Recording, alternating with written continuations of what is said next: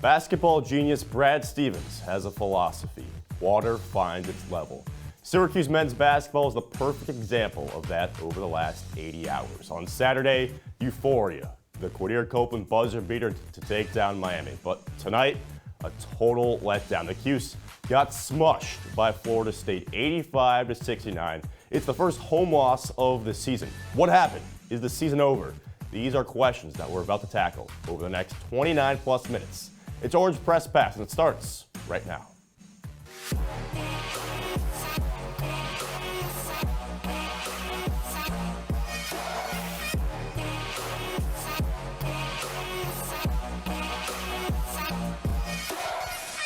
Hey there, and welcome into the CitrusTV studios. Austin Barach, AJ Myers, and Tyler Aitken here. Guys, big-time loss for Syracuse today, 85-69 at home against the Florida State Seminoles. A Florida State team entered at 5-2 in the conference today. They're now 6-2.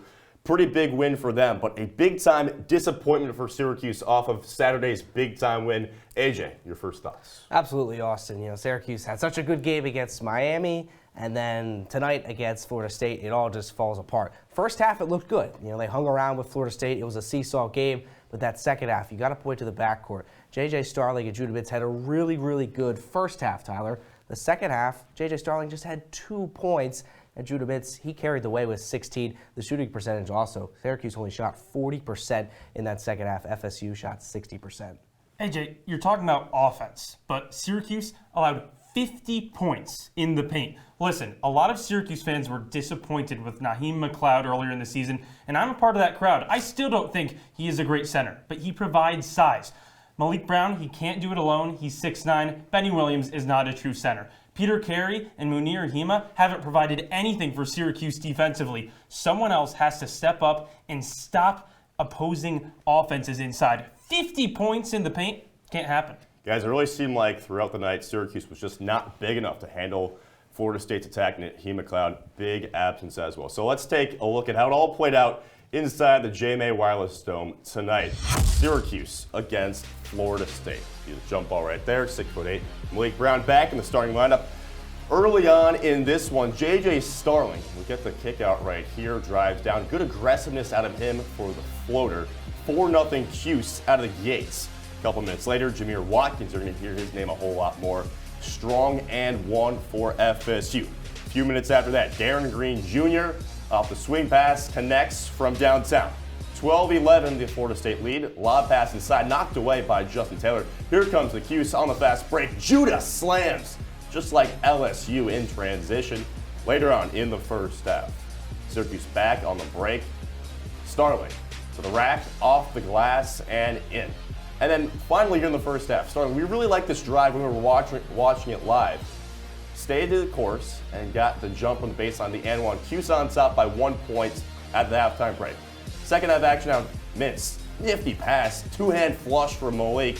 But guys, after this is where Florida State took control. Yep, this is where it all kind of went downhill for Syracuse. Florida State, they would start getting relatively easy buckets inside the paint, and then even start knocking some stuff from beyond, down from beyond the arc, Tyler. From 8 minutes left in the game to 3 minutes left in the game, it was a 9-2 run for Florida State, and they just completely dominated this second half. SU had no answers on either side of the ball. They really didn't. Judah Mintz did all he could, poured in a lot of points tonight in his bag right there off the window, but ultimately Florida State would handle this one convincingly off the loose ball. Primo Spears down the lane. He gets to go over Malik Brown with the N1. Florida State cruised. The final score, low-key pretty indicative of how this one got away from the Orange, 85-69. Fellas, anything stand out from the stats we see here? Big thing that stands out for me, I remember the first half mentioning that Malik Brown, he may get another double-double. He only got 8 points. A lot of those points came in the first half. Where did he go in the second half? He wasn't taking shots inside. What stands out to me, though, Jameer Watkins, a career-high 27 points. An impressive performance from him. He averages just 13 on the season. Well, we are now joined. We have the pleasure of being joined by a reporter tonight in the Dome, Chilekasi, Adele. Chile, hello, good evening to you. My first question to you is this. It's Quadir-Copeland. We all understand the big-time shot Saturday, the buzzer beater, euphoria, right? Today, he gets applauded when he comes in, as he should. 2 quick fouls, though. 1 minute total played in the first half. Second half, had some bad turnovers as well. What was kind of the vibe around Quadir in the building? You know, hearing from Adrian Autry after the game, Austin, you know, again, we go back to the Saturday and kind of the story arc between that and what happened today, that rousing ovation to kind of start the game and then those 2 quick fouls, right? Autry really said that the reason for taking Quadir out of the game was those fouls, and he said specifically because he tends to be a little bit more aggressive, he plays more with that aggressive nature, that was really the reason why. It was interesting, though, being in here for when he did check in at the second half. The cheers, the rousing ovation that he got the first time, it was a lot less coming into the second half. Chile, AJ here. Syracuse had 16 turnovers in this game. Do you think that was because of Florida State's strong defense or just sloppy SU play? You know, AJ, I think it's a little bit of both, right? Listen, I talked about this before the game. FSU is one of the best teams in the ACC when it comes to forcing turnovers, but I think it just goes back to the fact that everything unraveled for SU down the stretch, because to be honest, the turnover struggles, they were also a problem in the first half too, not just the second. I think we're talking about it a little bit more because SU is losing, or SU lost this game, but when they were up, when they were competitive, it was still just as much of a problem.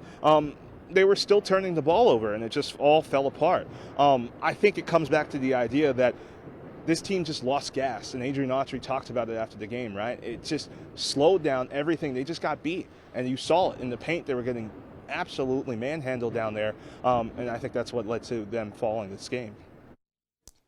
Chile, so offensive issues were turnovers, playing inside, but at the end of the day, it was just the Judah Min show. Almost 30 points from him, not much else from anybody else. Was he showing any frustration with his teammates and their lack of efficiency on offense? You know, Tyler, I don't really think so. It's interesting. Judah was kind of a mixed bag after the game, talking to him. I don't really think there was any frustration. Autry basically said down the stretch they kind of became a little bit too reliant on Judah, trying to make him do things, and you saw, and it sucks, right? 28 points tonight. It's his highest since the Cornell game back in early December. But Judah did talk about the game, about the foul trouble in the first half, especially with Quadir Copeland, right? He says that kind of messed up the psyche of this team, how everything was moving going into the second half in particular. But I also think he's ready to flush this and move on. And I'm quoting when I say this. He said, we're going to be ready to play Saturday. We're going to be hype. One thing he was not happy about was the way how Jameer Watkins was basically allowed to do whatever he want. He quite literally said that. They let him do whatever he want. But I think he's ready to flush it, and I think talking to him and J.J. Starling and some of the other guys on this team, they think there's positives to take out of this game. There were good shots taken, J.J. Starling said after the game. I think it's just that they need to flush it and move on, which they'll get the chance to do against NC State on Saturday. That's right, Chile. Actions speak louder than words. Syracuse is a big test against NC State to bounce back. Thank you for your reporting, as always. All right, we've hit a quick break right here. After the break, we're talking about Syracuse's shortcomings. There were a lot of them today. Stick with us.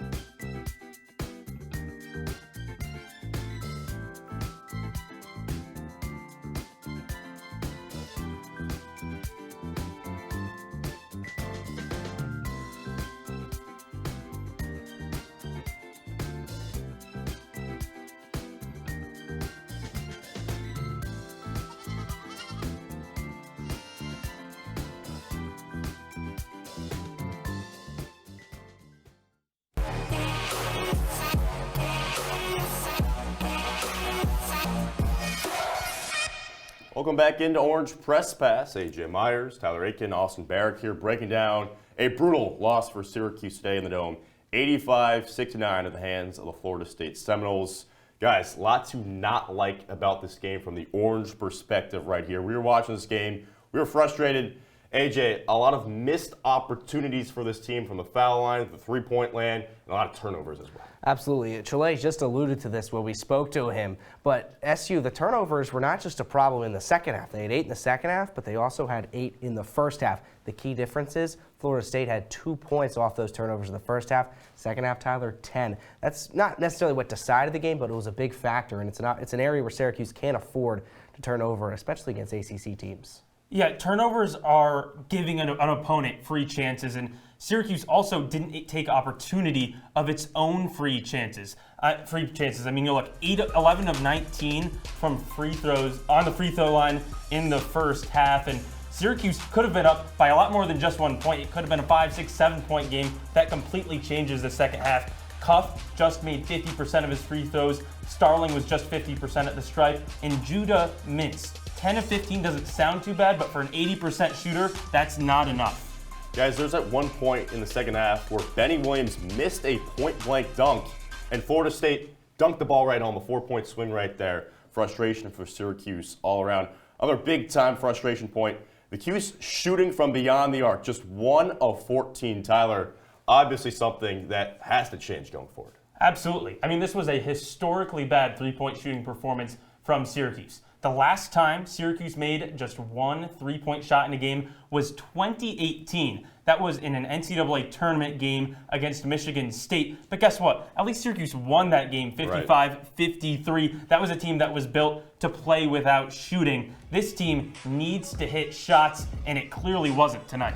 Tyler, against Pitt, Syracuse hit 10 threes. Against Miami, Syracuse hit 12. Tonight, only 1. This team thrives off of when they are shooting the three ball.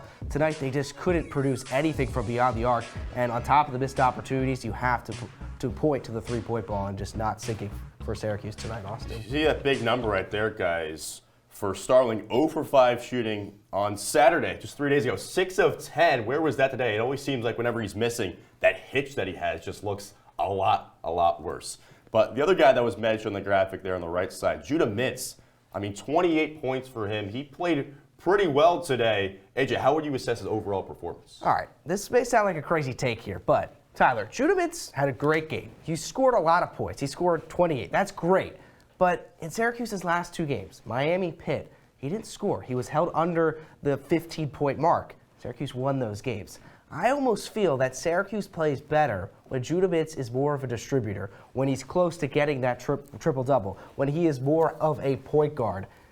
I think there's an argument to be made that maybe him scoring all these points isn't the best solution for SU to win games. It's not that simple. I mean, head coach Adrian Autry has said all the time, it's not about being a pass-first guard or a score-first guard. It's about making the right decisions. And you can't convince me that giving the ball to Chris Bell, who was 1 for 6 from behind the arc today, is the right decision. Giving the ball to J.J. Starling, the right decision. Justin Taylor wasn't even taking shots today. Mintz was the best option, and he did what he was supposed to do. Absolutely, I agree. The shooters not knocking down shots is a big problem. If Judah Mintz continues to give them the ball, they don't knock down the shots, I understand that. But almost maybe from the get-go, if Judah Mintz is a little bit more passive at first to get the guys like Chris Bell, maybe even Justin Taylor going a bit. Guys, it kind of sounds like the Chris Paul treatment. You got to make him a scorer in order for the team to have success on the other side. Judah Mintz, 28 points like we mentioned, but the player of the game, a guy who has 27 points today, that's this guy right here, Jamir Watkins, the guard, 27 points, a career high for him. He was all over the place, hitting 3-point shots, 2 of them. He had thunderous dunks as well. I mean, you see him at the free throw line right here. This guy just could not miss from the court today. What really happened was everybody on the Florida State team took control of his energy. He was the best player on the court tonight. Big reason why Florida State nabbed the 85-69 win over Syracuse in the Dome. All right, after the break here, we're playing a game. That's right, we're playing Crystal Ball, where Tyler and AJ will break down what they think will happen to the future of the Syracuse men's basketball team. Stay with us.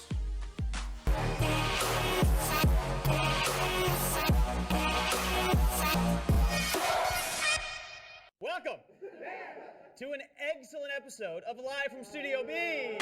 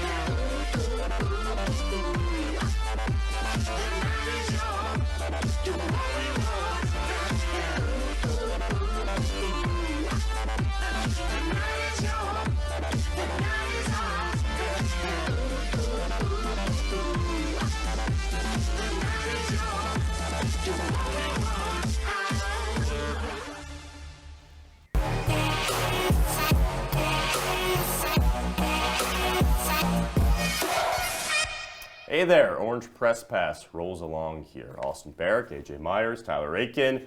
We're at the wall. We're playing a game called Crystal Ball, where these guys, my analysts, will talk to us about what you guys think will happen to the future of this team. You guys have to be, you have to predict the future right now. That's pretty tough to do. Are you guys up to the task? I didn't think I could do that, but I'm going to try it here.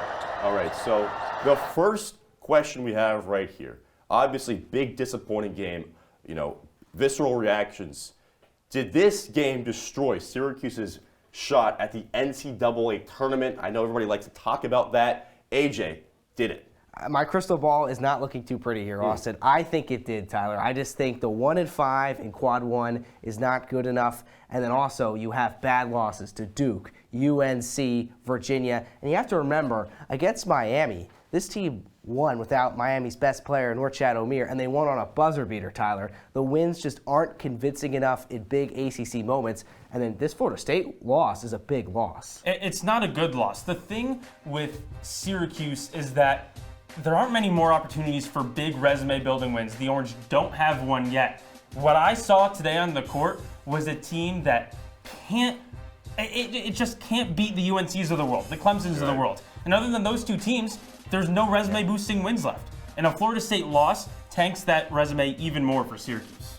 Guys, it really seems like last year's team, the previous year's team, even this year's team was all about you win the games that you're supposed to win, you lose the games you're supposed to lose. This was really the first time where Syracuse lost a game they were supposed to win. So disappointing stuff for the Orange right there. But before we get to March, we have to talk about the upcoming games. Next 5 for the Cuse in order: against NC State, at BC, at Wake Forest, against Louisville, and against Clemson.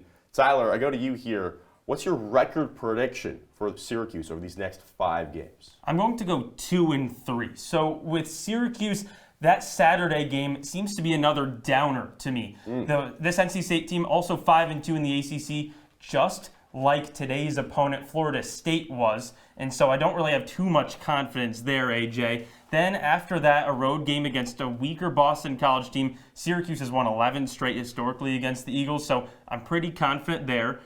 After that, you have some games that are pretty difficult for Syracuse. Wake Forest I see as a loss, but then Kenny Payne and this Louisville Cardinals team. If Syracuse loses that, there's pretty much no excuse there. But then that last game of this 5-game stretch, I'm warning you now, the Joe Girard revenge game is not going to be a fun experience for Syracuse fans that aren't a fan of JG3. He's putting up 15 points a game on 42% shooting from behind the arc this year. This is the Joe Girard that Syracuse fans have been wanting forever, and he's going to push Syracuse down to 2-3 in that stretch. Yeah, Tyler, you're a little Debbie Downer right here. I'm going to go. Hard not to be. Well, I understand that, but I'm going to go one game better. I'm going to go 3-2. I think it's a bounce back against NC State. Chalet alluded to this when we talked to him. He said Judah Mintz going to be hyped up, ready to play. I think the guys are. I think Adrian Autry's going to have them ready to go. Look, after that North Carolina loss, everything was all doom and gloom. Syracuse responded. They responded with victories against Pitt and that big victory against Miami. But as you alluded to, that Clemson, Wake Forest, those are going to be tough games for Syracuse. And for me, the problems are just too glaring. And really the biggest issue, Austin, I think, consistency. Syracuse hasn't shown on a consistent level that guys can perform at a top level. And I think Clemson, Wake Forest are going to be too much for the Orange, and especially Joe Girard. I'm with you, Tyler. I think he's going to have a big game when he comes back. Really, guys? You know what is consistent? Syracuse always beats up on Boston College. It's been forever since the Eagles beat the Orange. I think that's a win right there. I think Syracuse bounces back at home this upcoming weekend on Dave Bing night. I think you guys are too low against this Clemson team. Clemson started off as a good team, but recently in ACC play, they've been treading water around a 500 team. Obviously, they did just beat this Florida State team, but I'm not so sold on them, especially. The fans might boo Joe Girard. It could be interesting. So are you going 4-1 in this stretch? I'm doing the math in my head. 4-1. Look, I'm not allowed to make an official prediction. I would just say that I think. What's your crystal ball say? Mike, again, I don't have a crystal ball. I broke it a long time ago. It's not with me anymore, okay? I just think that you guys are being Debbie Downers. And with that, we move on to our final statement of the crystal ball. The second option of this offense has been much debated. Will it be Chris Bell, J.J. Starling? Will it be anybody at all? It's been an inconsistent theme this season. who will be the next scorer other than Judah Mintz? AJ, who do you think it is? I think it's clear. It's the guy they brought in this season from Notre Dame, J.J. Starling. I think he's the reason why he was brought in alongside Judah Mintz to be that second option. For the longest time, that's what I was saying. And then finally, against Pitt, against Miami, he showed why. 17 points against Pitt and then 22 against Miami. Those were big scoring outputs. Today, he had a good first half. He looked really aggressive. He just wasn't knocking down the shots, I think, Tyler. If the shots fall for him, that's where he can get at least 20 points each night. Can you say that last sentence for me again? He can get... No, before that. Yeah. There was a key word I heard you say. Oh, boy. If. Okay. If J.J. Starling knocks down shots, sure, he can be a second option. He was 4 of 14 today, and for him, that's not particularly bad. He showed He showed it in a few. So he's played 19 games this year. In 8 of them, he's failed to reach double digits. Yes, that's the problem. But the games where he has reached the double digits, that's the has got consistency 20s. of a third option. Same thing with Chris Bell.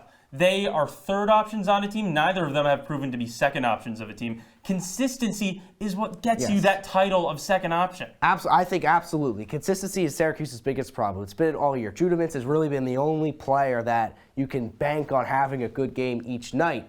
But J.J. Starling has the ability to do it as the second option. He showed it against Miami. He showed it against Pitt, and I get the averages aren't really where he needs to be, and it's at the level of Chris Bell and Quadir Copeland, but for me, Chris Bell and Copeland are more of the third option. Copeland, of course, off the bench. Starling, he's made for the second option role. I don't know if in this modern day of college basketball, you can have a second option that shoots like 25% on threes. I mean, J.J. Starling can't be trusted to hit shots unless it was in that one Miami game. We're talking about all these hypotheticals about if a player can all of a sudden become consistent over halfway through the season. Yes, but for me, there's hope with J.J. Starling. He showed it in these last couple games. He even showed it in the first half for me today. I thought he was going to carry that over to the second half and start knocking down the shots. Austin, it just didn't happen. But J.J. Starling, I think, has the ability to mold into the second option. If it will happen this season, I'm not sure, but it's there. Tyler, I got to stick up for my guy AJ for a moment right here, right? You think about J.J. Starling. You know what's not a hypothetical? He's been playing better recently. Bang, my right eye there. test says so. Sure, he's been missing shots, but at least he looks more comfortable. At least he looks like the number 5 overall transfer prospect that he was supposed to be. He looks like the number 5 overall. He's had glimpses of that. You're saying there's hope with J.J. Starling. I think Syracuse men's basketball needs a new hope. So I'm looking forward to Donnie Freeman coming to this team next year. Already? Oh, wow. Donnie Freeman is definitely exciting. Another point of excitement, today's landscape in the world of college basketball. A top 10 team went down on the road, folks, in conference action. Surely that's never been done before. On the other side of this break, we're recapping all of today's madness in the world of college basketball.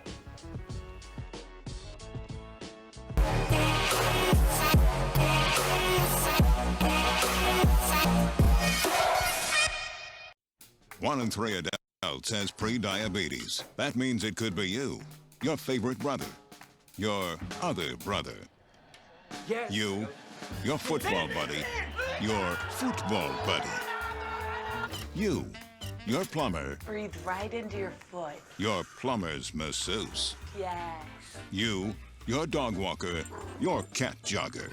With early diagnosis, pre-diabetes can be reversed. Take the risk test at doihaveprediabetes.org.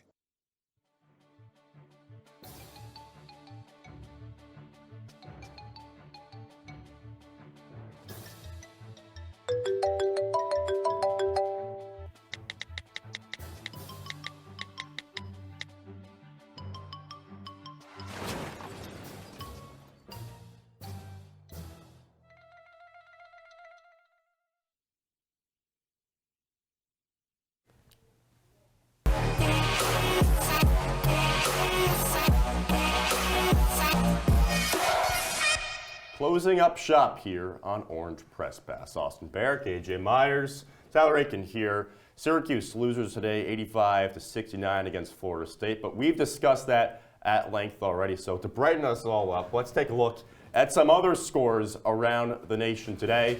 The big one that stands out to me off the rip here, Kentucky, number 6 Kentucky, with all of those guards. I mean, and they just brought in this foreign guy who they call Big Z. You know what I say? Big L at South Carolina. 17-point win for the Gamecocks. They're now 16-3. Some people thought they would be a bubble team. That's a certified big-time win over a very good Kentucky team.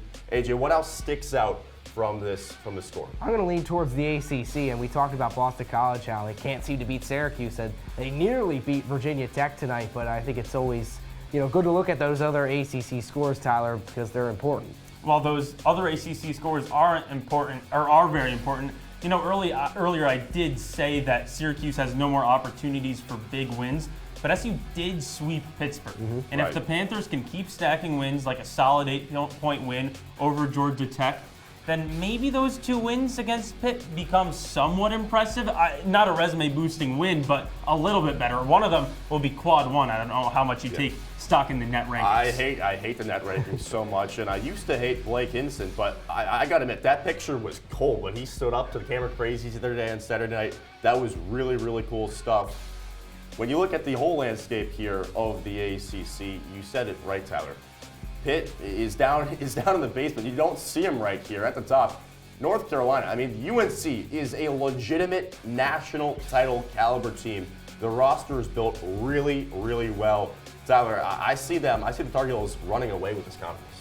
I think that's a little bit strong. Really? Obviously, UNC is the leader here, but Duke's schedule and Duke's rankings are a little bit marred by some early season disappointments against Georgia Tech. Since that loss, Duke has been a lot better. This is a very well-rounded team. This is a very deep team. I mean, the Blue Devils went deep into their roster, went to guys like TJ Power against Syracuse, and took care of business. I mean, I know Syracuse. Power's not a guy that you can trust, though, as an 8th man.